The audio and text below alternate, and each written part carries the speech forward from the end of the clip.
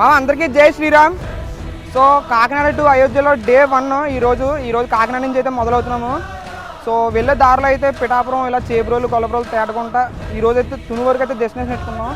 So Ravulapalli నుంచి అయితే మన క్రేజీ చైతు ఫుడ్ బ్లాగ్స్ అందరికీ తెలుసు కాబట్టి మనోడు స్టార్ట్ అయ్యాడు. సో భీమవరం ఆంధ్ర తిల్లని చెప్పి సతీష్ మనోడు కూడా అక్కడి నుంచి స్టార్ట్ అయ్యాడు. సో వీళ్ళిద్దరు అయితే స్టార్ట్ అయ్యి మనతో పాటు ఇలా మొత్తం నలుగురు కలిసి అయితే మేము అయోధ్య వరకు వెళ్తున్నాము.